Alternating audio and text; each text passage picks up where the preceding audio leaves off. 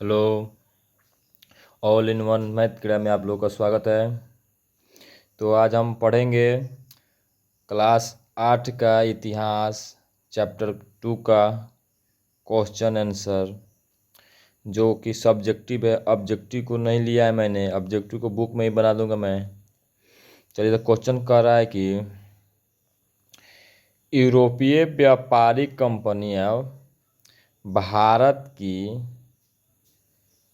तरफ क्यों आकर्षित थी। ठीक है, तो आंसर में क्या है कि यूरोपीय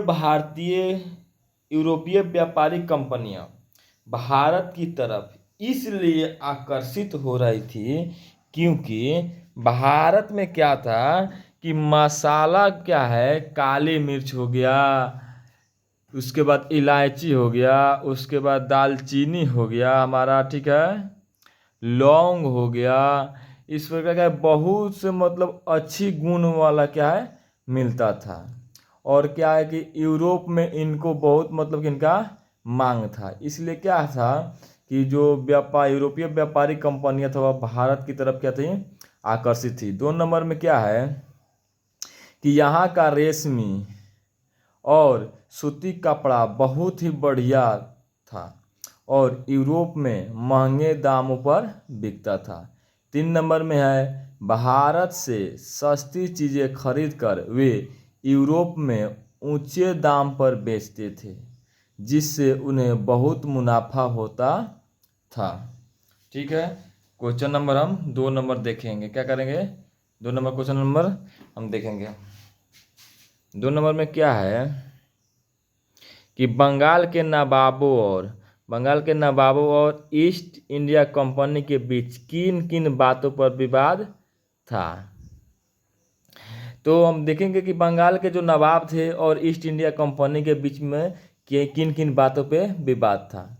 तो बंगाल के नवाबों और ईस्ट इंडिया कंपनी के बीच कई बातों पर विवाद था। जैसे कि 1 नंबर में देखिए, कंपनी के अधिकारी जो थे, मतलब कि कंपनी के जो अधिकारी थे वो बिना टैक्स चुकाए व्यापार करते थे, जिससे नवाबों को नुकसान होता था। ठीक है,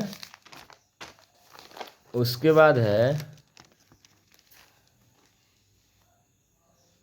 2 नंबर में क्या है कि कंपनी अपने इलाके में किला बना रही थी और फौज रख रही थी, जो नवाबों की सत्ता को चुनौती देता था। 3 नंबर में क्या है कि कंपनी के अधिकारी नवाबों के साथ अभद्र व्यवहार करते थे और उन्हें अपमानित करते थे। 4 नंबर में है नवाबों को लगता था कि कंपनी राजस्व कर रही है और उनके अधिकारों को छीन रही है। 5 नंबर क्या है कि कंपनी राजनीतिक में दखल दे रही थी, जो नवाबों को पसंद नहीं था। क्वेश्चन नंबर हम 6 पढ़ेंगे। दे रहा है क्या कि दीवानी मिलने से ईस्ट इंडिया कंपनी को किस तरह फायदा पहुंचा। इसका आंसर देखेंगे हम कि दीवानी मिलने से ईस्ट इंडिया कंपनी को बहुत फायदा हुआ। उसे बंगाल, बिहार और उड़ीसा में कर वसूलने का अधिकार मिल गया। दूसरा क्या है कि अब कंपनी को ब्रिटेन से सोना चांदी लाने की जरूरत नहीं रही, क्योंकि भारत से क्या है उनको पैसा मिलने लगा। जब वो कर वसूलने लगा तो भारत से क्या हुआ, पैसा मिलना शुरू हो गया। इन पैसे से वह फौज चला सकती थी। जब पैसा उनको मिलने लगा तो फौज चला सकती थी और व्यापार बढ़ा सकती थी और किले और दफ्तर भी बना सकती थी। 4 नंबर में कंपनी की आर्थिक स्थिति मजबूत हो गई और वह अब सिर्फ व्यापारी नहीं बल्कि एक शासक बन गई। क्वेश्चन नंबर हम देखेंगे 7। पहले से लिख करके आप लोगों के लिए रेडी रख करके रखे हैं हम। ठीक है, थोड़ा वीडियो में थोड़ा दिक्कत आ रहा नहीं रहा है। चलिए,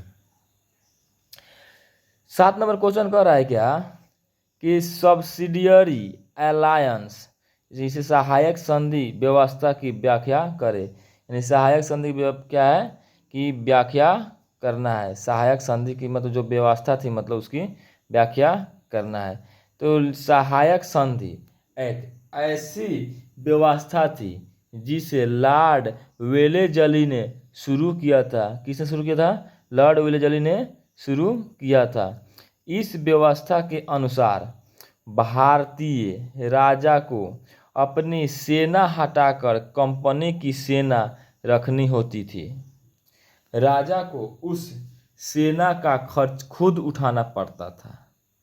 यानी कि इसमें ऐसी व्यवस्था लाई गई संधि में कि भारतीय जो राजा था मतलब वो अपना सैनिक हटा करके कंपनी की सेना रखती थी। और दूसरी बात क्या है कि राजा को उस सेना का खर्च भी खुद उठाना पड़ता था। राजा बिना कंपनी की इजाज़त के किसी दूसरे राज्य से संधि या युद्ध नहीं कर सकता था। अगर राजा खर्च नहीं दे पाता तो कंपनी उसका कुछ इलाका छीन लेता था। अगर जो राजा वहाँ का था अगर उसको क्या खर्च उर्च नहीं दे पाता था तो कंपनी क्या करता था? उसका कुछ इलाका छीन लेती थी। क्वेश्चन नंबर 8 में देखिए, बोला कि कंपनी का शासन भारतीय राजाओं के शासन से किस तरह अलग था। यानी कंपनी का शासन और भारत के जो राजा था उसका शासन किस प्रकार मतलब कि था। तो देखिए, कंपनी का मकसद सिर्फ मुनाफा कमाना था। यानी कंपनी जो आया था मतलब उसका मकसद क्या था? केवल मुनाफा कमाना। जबकि राजा अपनी प्रजा की भलाई भी सोचते थे। यानी राजा के क्या चाहते थे कि हमारा प्रजा का भी कुछ नुकसान ना हो, हमारा कमाई भी हो सके। लेकिन कंपनी ये नहीं चाहता था कि कुछ हो कुछ ना हो, लेकिन मेरा मुनाफा हो। किसी कोई भी भाड़ में जाए उससे मतलब नहीं है, लेकिन हमारा मुनाफा होना चाहिए। 2 नंबर में है, कंपनी ने न्याय और कानून को अपने हिसाब से बदला जबकि राजा परंपराओं से शासन करते थे।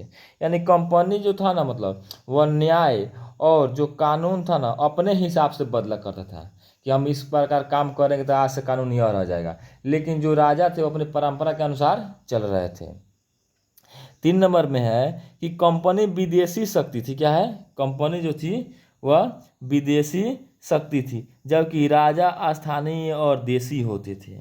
ठीक है। 4 नंबर में है कंपनी कर वसूली, सेना और प्रशासन को अलग अलग किया जो पहले राजा खुद देखते थे। ठीक है। इसके बाद हम देखते हैं क्वेश्चन नंबर 9 देखते हैं। कंपनी की सेना की संरचना में आए बदलाव का वर्णन करें। यानी कंपनी की जो सेना की संरचना में जो बदलाव आया उसका हम लोग वर्णन करेंगे। तो फर्स्ट ऑफ बदलाव है क्या कि पहले कंपनी की सेना में ज़्यादातर घुड़सवार और तलवारबाज होते थे। 2 नंबर में है बाद में सेना में पैदल सैनिक सिपाहियों की संख्या बढ़ाई गई। सैनिकों को यूरोपीय तरीकों से प्रशिक्षण दिए जाने लगा। 4 नंबर में है उन्हें मस्कट और मैचलॉक जैसे बंदूकें दी गई। 5 नंबर में है सेना का नियंत्रण सख्त हो गया और सैनिकों की निजी आज़ादी घटने लगी। तो ये क्वेश्चन है हमारा 8 क्लास का 2 चैप्टर इतिहास का क्वेश्चन है। इसमें 9 तक ही आज बनाए हैं। अगला वीडियो में हम इसके आगे वाला क्वेश्चन को डाल देंगे। ठीक है। इसके अगर आगे का और आवश्यकता पड़ेगा तो आप लोग कमेंट कीजिएगा। चलिए, धन्यवाद।